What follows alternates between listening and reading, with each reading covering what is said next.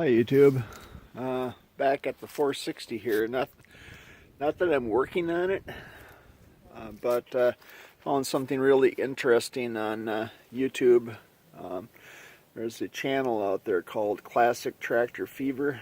It's one I really enjoy, and this one caught my eye. It was just uploaded not too long ago, and it has to do with 460s, and the rear ends in these were light, and they had a recall on these, and they put in 560 axles. So I would assume that that might include bearings and these tractor or these wheel hubs here that would have to be changed out, would be my guess, unless they had them machined and redid them. But I have a sneaking suspicion it involved quite a few parts.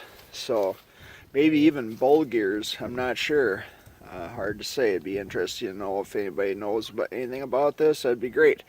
But how to tell that this has had an upgrade is the dealer would put their own mark in there, and then you see that triangle there.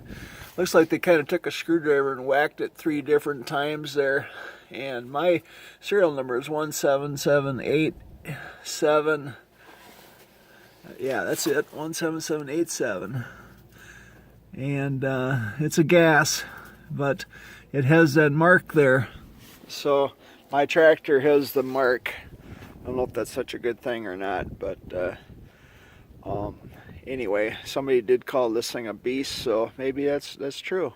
So anyway, and I did look at this, and I thought it was rather peculiar. I know that H and 300 axles, I think, are a bit smaller, and the 460 actually followed the 300 or 350, and when they put that kind of horsepower, which is about 50 horsepower in front of that 300 rear end, it was just too much for it, and they were breaking axles and the weight of corn pickers and stuff like that, because it was such a powerful machine, and you could put them on corn pickers.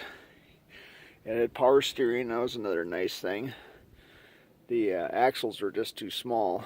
So anyway, a little interesting information on the 460. One of the things I'm going to be doing here pretty soon is replacing the oil and the transmission oil and the oil filter, and I have that, so it's going to be one of my next videos when I get to it. Right now it's horribly cold out. This week is supposed to get up to 50 for a brief couple days and then get cold again, and then the following week of Thanksgiving, I believe, be fairly mild. So anyway, thanks for watching. Have a great day. Bye.